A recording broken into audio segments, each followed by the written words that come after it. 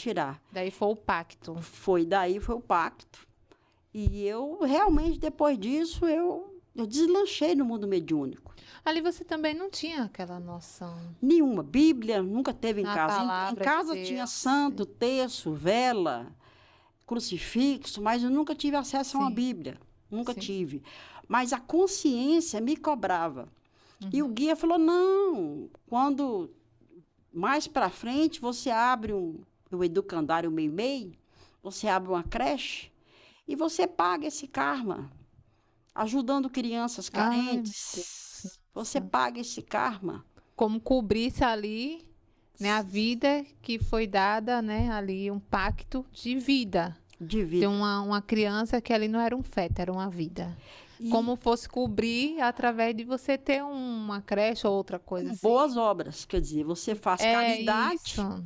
e o seu pecado é perdoado. Porque Allan Kardec fala, fora da caridade não há salvação. Então a salvação não está em Cristo Jesus. Sim. A salvação está na caridade. Quanto mais caridade você fizer, mais caridade você evolui, e aí você nem reencarna mais, você vira um anjo de luz. É eles que falam isso. É a doutrina que eles acreditam, sim, né? sim. E você acredita nisso porque você não conhece a Bíblia, você não tem um embasamento teológico, bíblico e até moral para que você possa realmente se embasar nisso daí.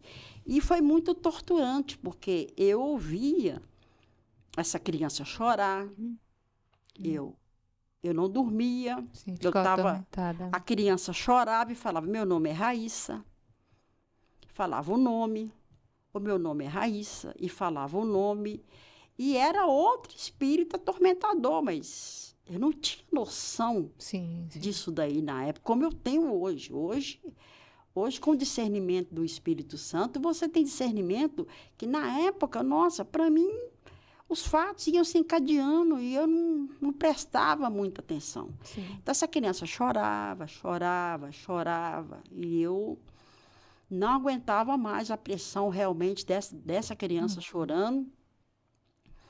E com o tempo, realmente foi diminuindo. Sim. Como consequência física dessa doença, desse aborto, eu desenvolvi toxoplasmose.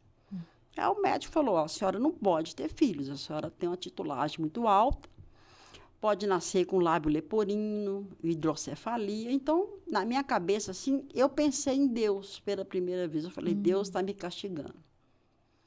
Deus está me castigando. Eu nunca vou poder ter filhos. Então, eu realmente fiquei 5 anos casada, trabalhava de manhã, de tarde, de noite em Brasília. E para não pensar, para não... levando a vida. Sim. E quando eu estive no Chico Xavier, eu estava já numa depressão muito massiva, Eu estive no Chico.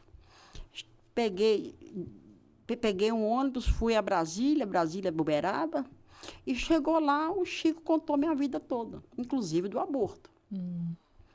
Então, para mim foi porque muitas coisas o Ângelo me deixava confusa. Aí eu fui no Chico, falei, não, eu vou lá no Chico, que é o maioral, aí ele vai esclarecer isso tudo para mim. E ele contou a minha vida. Eu estava no fundo do centro, ele falou assim, você? Eu olhei para trás e falei, não, você mesmo. Aí ele me chamou, sentou na mesa e psicografou minha vida. Como que pode acontecer isso? A gente estava comentando antes da gravação, é um acordo de cavalheiros.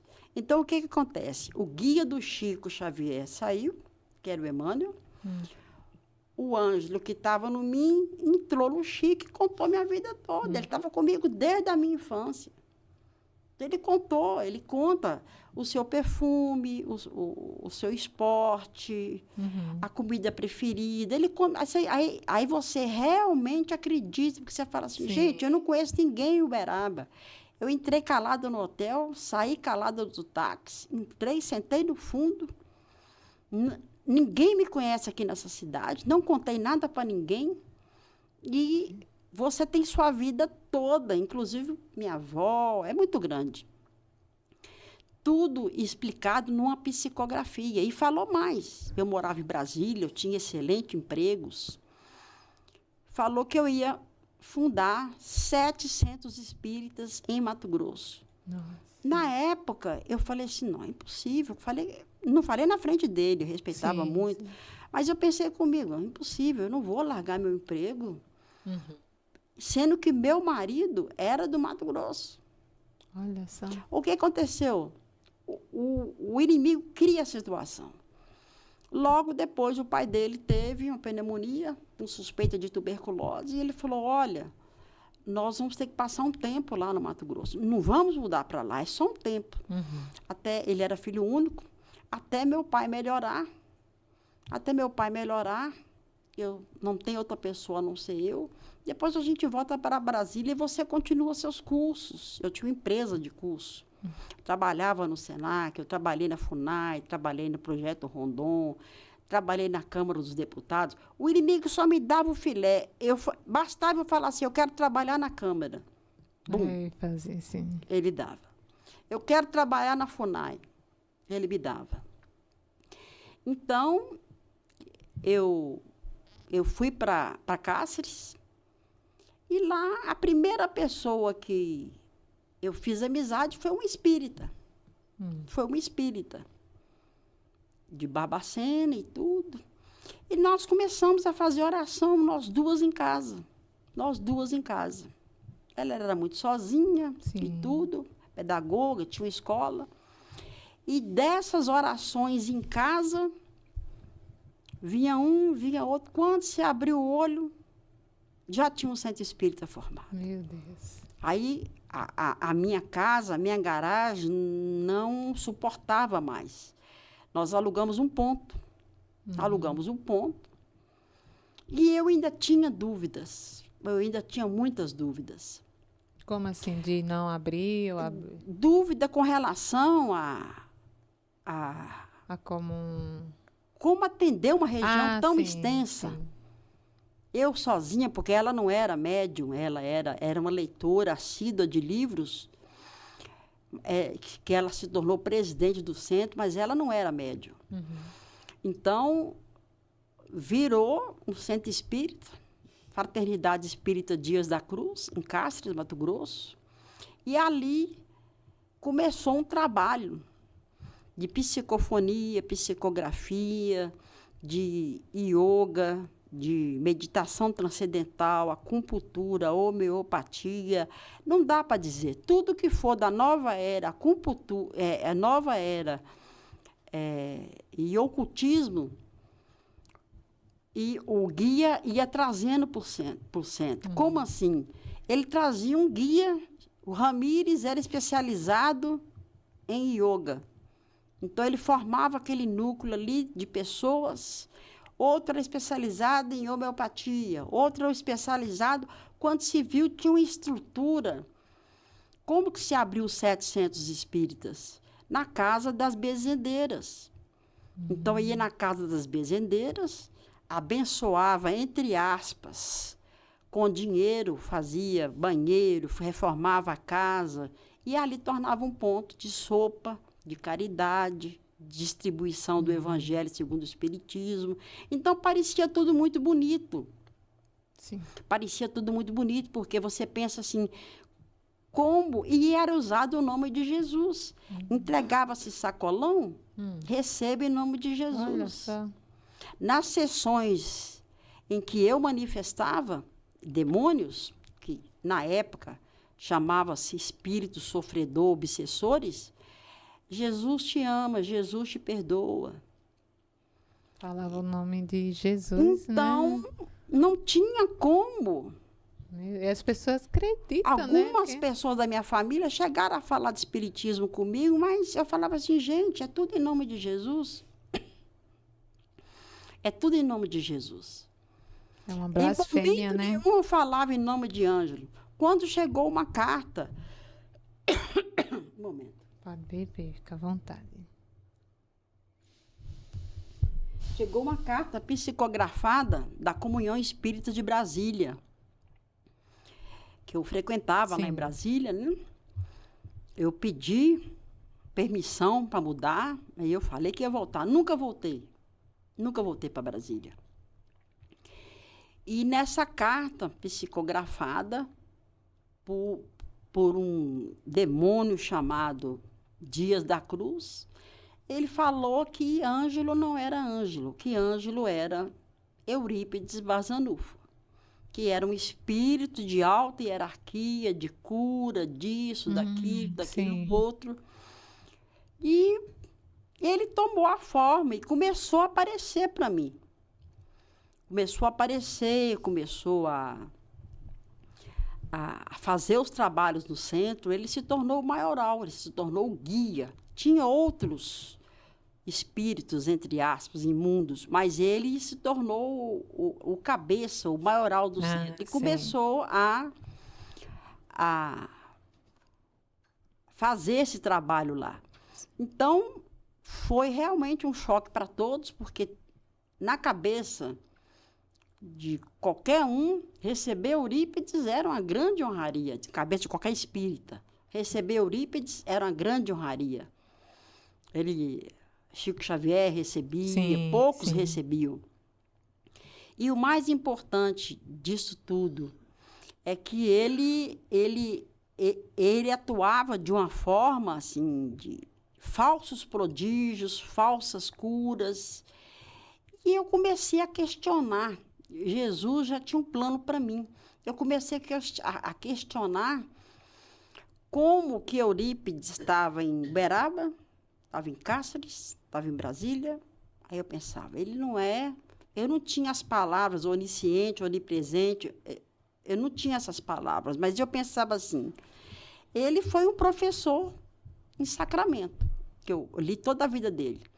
Como que um professor de Sacramento pode estar em Brasília, em Cáceres, em Belo Horizonte, toda sexta-feira, sessão de desobsessão? Como é que ele pode estar num lugar se ele não é onipresente? Eu não usava essas palavras. Se ele não está em todos os lugares ao mesmo tempo. Então, sempre eu tive dúvida quanto ao espiritismo. Eu sempre tive dúvida. Você fazia, mas tinha aquelas dúvidas ali, né? Alguma coisa te incomodava? Ninguém me... Talvez se alguém me evangelizasse, ninguém nunca me evangelizou. Sim. Eu era a bruxa da cidade, entendeu? Então, ninguém nunca me evangelizou.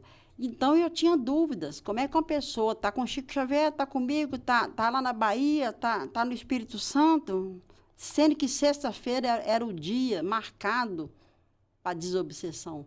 Sim. E ele era o chefe da desobsessão. Sim. Você estava falando sobre Ângelo Eurípides, isso aqui, né? E fala que tem restrições. Ele tinha restrições quanto a isso?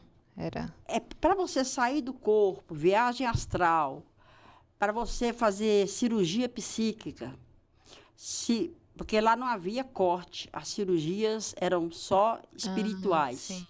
Para você fazer cirurgias espirituais, para você sair do corpo, fazer viagem astral, não podia comer carne vermelha em hipótese nenhuma. Tem isso. E nem fazer sexo. Você vê que os indianos, eles andam em brasas, eles levitam, mas eles têm uma vida asteta. Eles não têm vida sexual, porque eles usam o orgasmo da pessoa para fazer esses falsos prodígios. Porque o demônio não... a Bíblia fala que Deus é dono de tudo. Sim. Tudo me pertence, está na Bíblia. Eu sou dono de tudo. Então, o inimigo ele tem que pegar alguma coisa para conseguir realmente fazer um falso prodígio, para você poder sair do corpo. E isso eu não aprendi.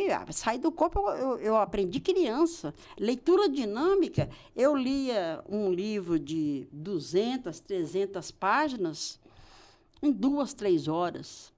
Entendi. Então, através disso, ele realizava sacrifício. Sim. Ele fazia as falsas curas, os falsos prodígios, usando realmente uma energia que nós, seres humanos, temos. Essa energia. E eu fui desconfiando daquilo tudo, era muita restrição. Eu não podia fazer absolutamente nada que ele não concordasse. Sim, tu tá no controle dele ali. Você é mera marionete, você não pensa, você não opta, você não negocia, você... E todo mundo tem inveja de você. Nossa, sua mediunidade é maravilhosa. Nossa, sua mediunidade você nasceu com a mediunidade maravilhosa. No entanto, as pessoas não sabem o preço que você paga. Eu fui ficando com 40 quilos, Meu Deus. sugada, porque havia incubos e sucubos nessa situação também. Eu fui ficando sugada, 40 quilos, e o meu casamento praticamente ruíno, porque eu não era uma pessoa normal. Eu vivia espiritismo 24 horas, Até dentro de casa. de domingo a o seu domingo. esposo. De domingo a domingo. Você deixa de ser você. Sim. Eu fui perdendo minha autoestima, eu fui perdendo minha dignidade. Você virou uma marionete ali. Você não dá opinião em nada. E detalhe, você é proibida de comunicar qualquer coisa com o presidente, com a presidente do centro. Quando eu vi, por exemplo, numa cirurgia psíquica, ele tirar um câncer de um lugar e colocar em outro. Oxe, meu Fui Deus. conversar com a presidente, ele não gostou. A própria presidente falou, não, você está cansada, você atendeu mais de 150 pessoas, você está cansada. Eu falei, não, eu vi, eu prestei atenção. Ele tirou de um lugar e colocou em outro. Não, você não viu, eu vi. Olha só. Não, você não viu, eu vi. Eu Aí vi. pensa que tá curado, mas simplesmente não tá curado, né? Ali. Você vai no centro. Ele entra em alguma área, ou entra no seu casamento. Ah, mas eu só fui tomar um passe. Mas ele entra Sim. nas suas finanças. É um acidente, é um filho que adoece. Sim. Ele dá uma banana para tomar o cacho. Você pega aquela bananinha ouro ali, É come, está com vontade, mas ele toma o cacho todo. Aí ele entra nas finanças, ele entra no casamento, ele entra na saúde, ele vai entrando igual cebola. Deu uma brecha ali para ele. Acabou. A autoridade acabou, ele vai entrando. E eu percebi também que ele não atendia crentes. Por quê? Eram atendimentos, sexta, sábado, domingo, com senha. De toda a região ia. E Meu Deus. era muito rápido o atendimento. Um dia eu parei para ver. Cidade pequena, Castro, uma cidade muito pequena. E aí eu peguei o caderno de solicitação e eu vi que crente ele não atendia. Perguntei de novo para presidente do centro. Não, esse povo é muito complicado, entra em justiça. Falei, mas não está com câncer, mas não está com depressão. Não, nós não vamos mexer com isso. Tentei entrar na casa de uma crente, não consegui, através de viagem astral. Era sim. minha babá, era crente. E ela nunca falou comigo assim, isso é pecado, você vai para o inferno. Não. Eu ligava o incenso, ela falava assim, nossa, eu tenho alergia. Eu colocava uma música da Enya, da Nova Era, ela falava, eu posso cantar um hino? Ela nunca bateu de frente. Sim, sim. Ela orava, a mãe orava, mas ela nunca bateu de frente com relação a esses usos de cristais, que eu fazia Sim, uso. sim. Nunca bateu de frente. Mas por que você queria fazer aquela viagem e entrar na casa dela? Ela teve um neném. Eu falei, nossa, Milena me ajudou tanto com 3 crianças. Eu tive 3 filhos. E agora que ela teve neném, em Cuiabá, eu não consigo visitar. Eu não lembro mais Sim. o imprevisto que teve. E eu tentei sair do corpo e ir na casa dela e não consegui entrar. E eu entrava em até igreja católica, eu entrava em qualquer lugar. E eu não consegui colunas de fogo ao redor da casa dela, e eu não consegui entrar. E aquilo também me chamou a atenção.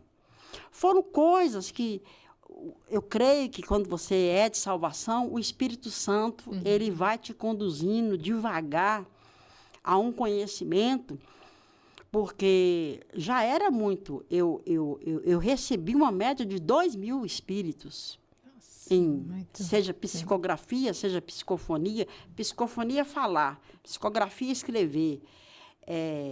Desobsessão é quando outros médiuns manifestam. Então, eu calculo por baixo que eu recebi uns 2.000 demônios, no mínimo. No mínimo. Muito. No mínimo. E aí, nessa época, eu já estava com a depressão muito severa. Eu estava com o Lexotan já. O marido dessa presidente era médico, eu já estava com Lexotan, eu já estava com depressão, e eu não aguentava aquela vida mais. Eu tinha 2 babás, meu padrão de vida era altíssimo, eu fui para os Estados Unidos, enfim. E quando eu começava a querer recuar, ele me dava uma viagem para os Estados Unidos.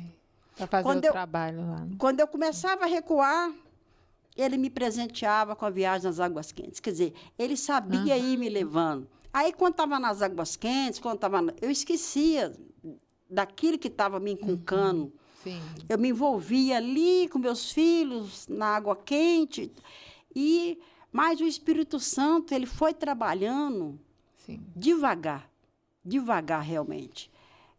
De uma forma muito especial, ele foi trabalhando. Então, essas psicofonias, ele chegou a receber um piloto de avião, que a gente sabe que não é o piloto, era o demônio que matou o piloto, mas a mãe esteve lá e ele contou tudo. Como é que o avião caiu, que ele pegou uma maçã, antes de sair em cima da geladeira, tinha uma maçã, que ele pegou uma maçã. A mãe falou assim, nossa, mas só eu e ele estavam lá. Como que pode saber? Mas é claro, foi o demônio que derrubou o avião que estava contando. Ele sabia de tudo. Foi ele que derrubou o avião. Quem falou? Ela achava que era o filho piloto. Sim, sim. Ela achava, eu também. Ele não estava usando de engano. Sim. Ele psicografou um livro chamado Eu, Cidadão de Dois Mundos. Ele psicografava contando tudo. Detalhes que eu jamais poderia saber, mas que a mãe confirmava. Sim. Então, a gente pensa assim, nossa, mas como é que sabia que era tantos detalhes? É porque o próprio espírito que derrubou o avião era o espírito que estava contando o acidente, que estava contando os últimos momentos, que estava contando isso daí. Sim. Então, isso tomou uma fama muito grande, desse livro, porque aí ele passou, já tinha desenvolvimento mediúnico, ele passou a ficar só atendendo mãe enlutada. O Eurípides, só mãe enlutada. Ele deixou as curas, e ficou só atendendo mãe enlutada. Então, uma vez por mês, havia atendimento, então eu psicografava, o que acontecia? Lia. Assim, assim, assim. Sou eu, é meu filho. Olha só. Sou eu, é meu filho. Eu não sabia quem que era. As psicografias... Tinha uma pessoa só para passar a página. Tão rápido que era. Assim. Aí lia, esse aí é meu filho.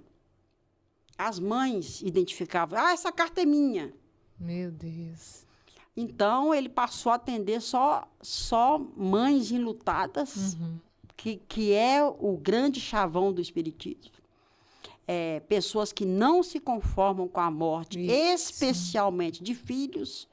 Marido nem tanto, pai nem tanto, neto nem tanto. Mas filhos é a especialidade. A necromancia da Bíblia, né? Comunicar com...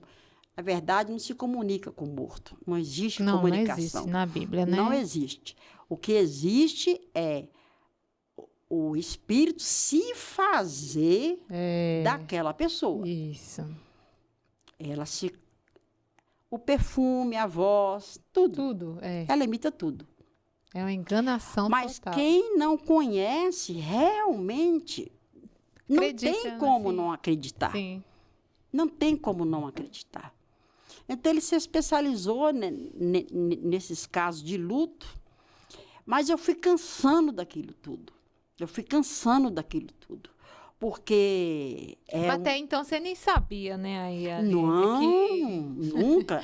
que Para era mim, tudo mentira. Ângelo virou Eurípides, e Eurípides era um grande espírito de luz que nem reencarnava mais. Eu tive em Sacramento, voltei em Uberaba e tudo. Sacramento é a cidade que Eurípides, porque Eurípides existiu como pessoa espírita.